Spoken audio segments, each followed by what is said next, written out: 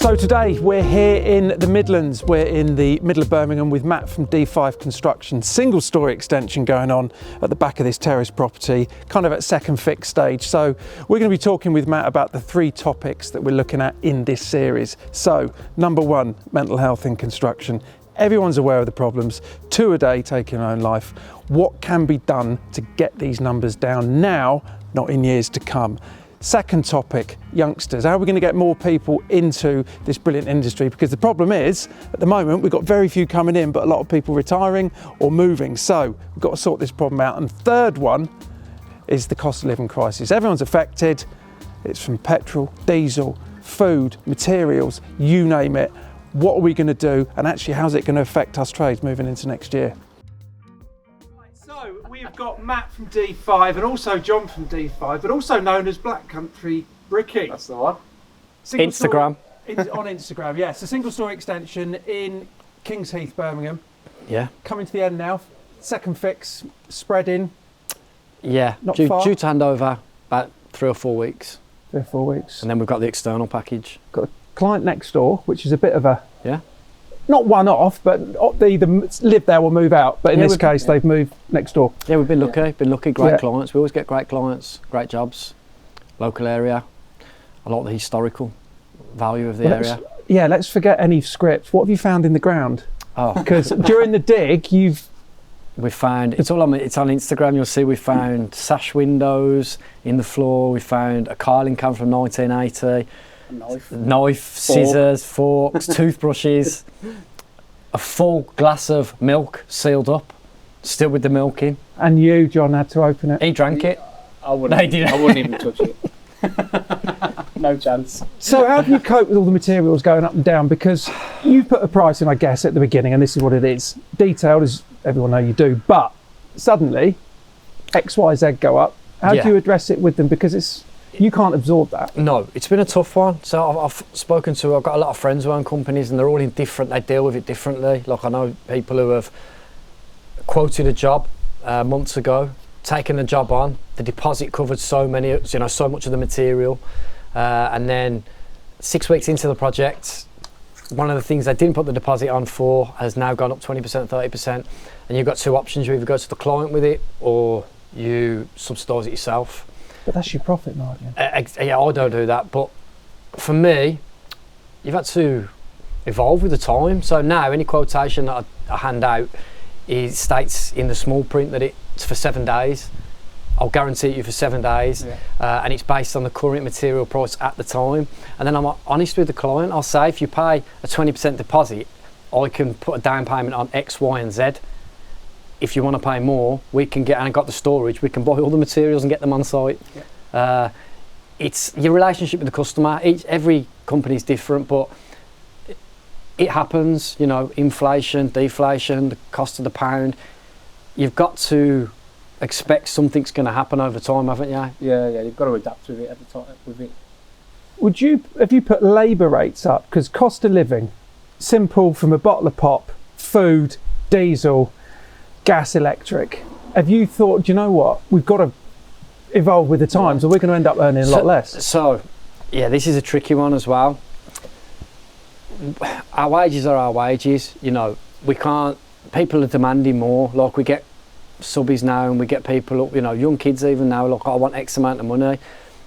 Our money hasn't changed. It can't really for us to maintain the work that we're doing. Eventually it will, but we have a cost for materials which has gone up. We're in the domestic sector. If we all of a sudden start bumping up the labour, which is already materials bumping up, and with the overhead and the VAT, we would completely price ourselves for the domestic market. So at the minute, our wages, no, they haven't gone up, they haven't. Well, they must have done, because you've just done a whole packet of Greg's shortcake biscuits. And I haven't finished it.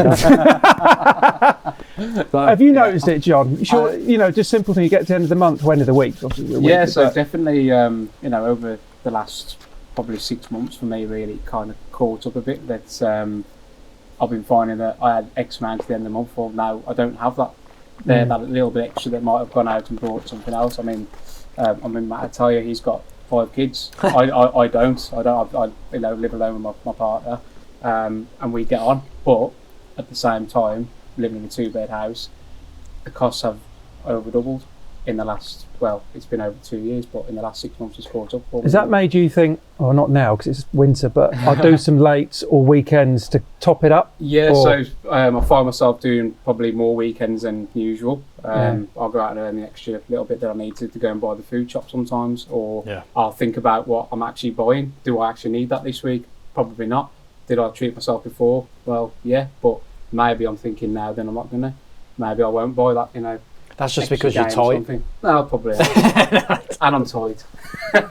So- but yeah, you do have to think about things a bit more. So with the 5 kids, have you had to make any changes? Because Oh, drastically. food, dance classes, Yep.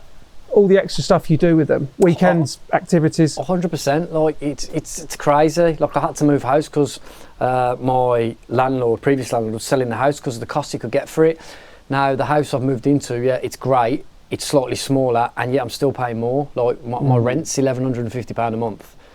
It's my energy bills went from £300 to now £535 a month. That's without, you know, everything else: gas, electric, council tax, rent, insurances, phones, food. My shopping bill's £250, you know, a week.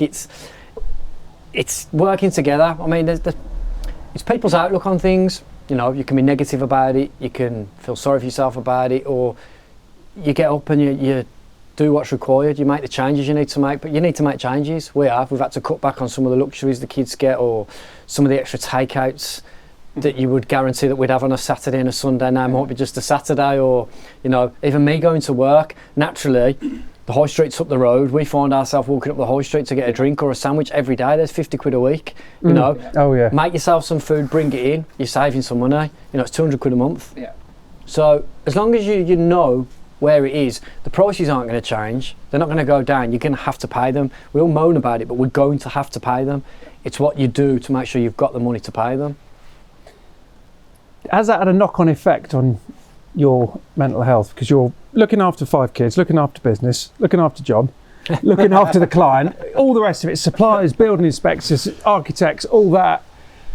Have you noticed a bit more stress, a bit more anxiety, or have you I'm open. managed it that you can go through it on that same keel? I'm open about it, as you know, on social media. I'm open about everything, and transparent. I'm quite, you know, strong-willed. Yeah, we do have mental health. Do I stress? Yeah. Do I get anxious? John knows more than anyone. Yeah, I am dealing with the kids. I am dealing with the finance. I'm dealing with the programs, the resourcing, the jobs, the client. It's a big, big ask when you're managing jobs and you're also managing adults. We're in building. We are solely reliant 80% on other people. 100%. We're reliant on other people, so everything's got to go right. Like today, the windows have been delayed by a day. We've got to deal with that. I've got to speak to the client. But as I said before, it does get me, but I know my coping mechanisms. I know when I'm having a bad time or feeling down, I know what works for me to feel better. I know being around my family, speaking to my missus, she's very level-headed. My mum, my dad, my kids, being around my kids, you know, then I realise what it's for. It brings me back to earth, and it gives me the drive that, you know, I'm not going to sit there and feel sorry for myself. I'm going to make sure I don't get affected by this. What can I do to secure my future, my business's future, and my kids?